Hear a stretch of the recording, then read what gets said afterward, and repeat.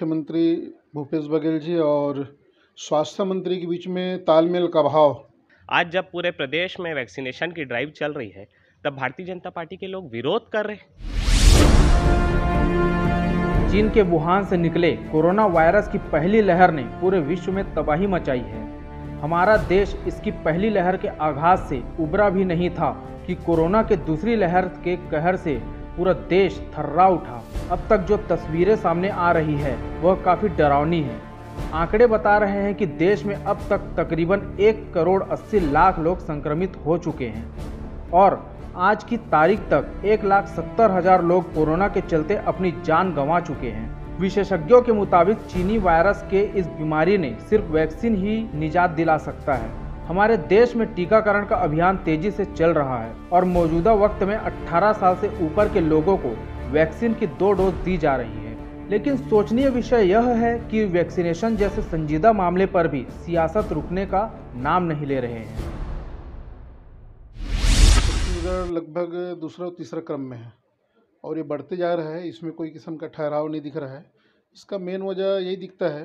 सबसे पहले बात तो यह है कि हमारे यहाँ छत्तीसगढ़ में मुख्यमंत्री भूपेश बघेल जी और स्वास्थ्य मंत्री के बीच में तालमेल का अभाव, जिसके कारण से छत्तीसगढ़ में जो इस कोरोना वायरस से संबंधित जो लड़ाई एक साथ मिलकर लड़ना चाहिए, उसका अभाव दिख रहा है।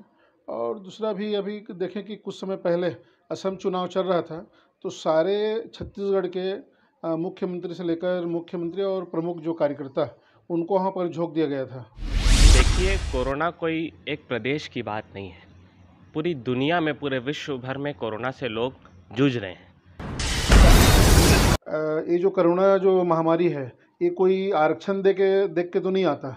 मुझे ये समझना चाहिए और भारतीय जनता पार्टी के लोगों को भी ये समझना चाहिए कि प्राथमिकता और आरक्षण दोनों में बहुत फर्क है। ये जो कोरोना जो महामारी है, ये कोई आरक्षण देख के तो नहीं आता कि ये बोले अंत्योदय वाला है तो इसको बीमारी आएगी, या सामान्य वर्ग है, मीडियम वर्ग है, मध्यम वर्गीय वर्ग है, इनको कोरोना की बीमारी नहीं लगेगी, ऐसी कोई बात नहीं है।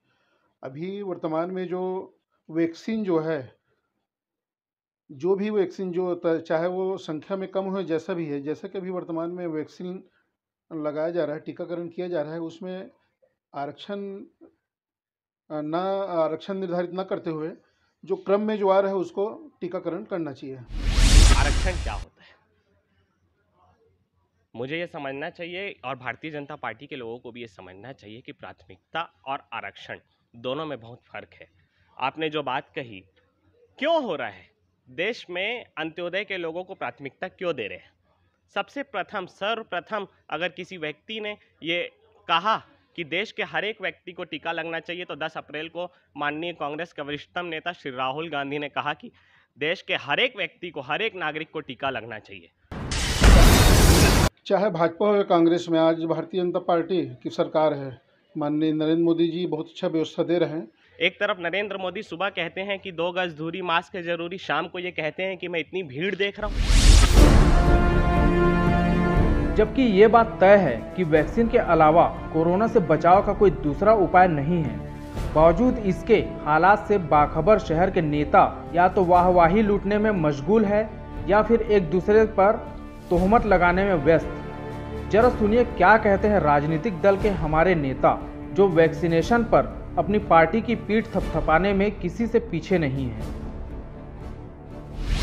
वर्तमान में जो टीकाकरण वाली जो बात है, उसमें कंपनी के द्वारा जो रुपया लिया जा रहा है, जैसे कि अलग अलग जो उसमें रेट निर्धारित है, और जो केंद्र सरकार को जो टीकाकरण के लिए जो वैक्सीन जो मिल रहा है, उसको जब राज्य में केंद्र सरकार अपने पास तो रखेगा नहीं, वो राज्य में सप्लाई ही करेगा मांग के आधार में, तो उसको तो निःशुल्क ही देगा। इसमें केंद्र सरकार का मान नहीं है, कंपनी जो निर्माण किया है उसको जा रही है रुपया। मैं इसी बात को शुरू से कह रहे हैं, कांग्रेस पार्टी के वरिष्ठतम नेता, कई देश के अर्थशास्त्री ने भारतीय जनता पार्टी को, नरेंद्र मोदी को ये बताने की कोशिश की, आज से पहले जितनी भी महामारियां हुई, आज से पहले चाहे पोलियो हो, चेचक हो, मिनी माता हो, सबका टीका हर घर में, घर घर पहुंचा के हम लोगों ने उस पर काबू किया, फ्री में टीका लगवाया। अब वैक्सीन लगाना है, टीकाकरण करना है, उसमें भी कांग्रेस और भाजपा जो देखते हैं बड़ा तकलीफ वाली बात है। लेकिन 1 मई को केंद्र सरकार ने ये कह दिया कि हम बाहर से वैक्सीन लेंगे, और 1 मई को 20 दिन बाद, राहुल गांधी के चेताने के 20 दिन बाद सोई हुई सरकार उठ के आई और उन्होंने कहा कि देश के नागरिकों को वैक्सीन लगेगी। ये हमारे भारत देश के लिए दुर्भाग्यजनक बात है। कोई भी सरकार में, चाहे भाजपा हो या कांग्रेस में, आज भारतीय जनता पार्टी की सरकार है। माननीय नरेंद्र मोदी जी बहुत अच्छा व्यवस्था दे रहे हैं, और जब शुरुआत हुआ उस समय ऐसा लग रहा था कि शायद इसका कोई निदान नहीं है करके, लेकिन बहुत कम समय में इसका टीकाकरण और सारे जो दवाई वगैरह जो है, वैक्सीन वगैरह उपलब्ध हो गया।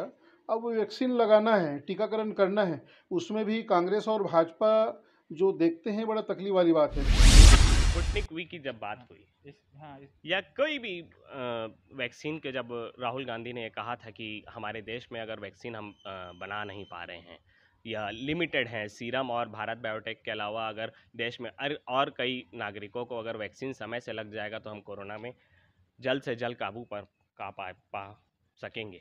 लेकिन भारतीय जनता पार्टी उस पर भी राजनीति कर रही है। रविशंकर प्रसाद और ट्रोल मंत्री स्मृति ईरानी ये कहते हैं कि आप लॉबिंग कर रहे हैं।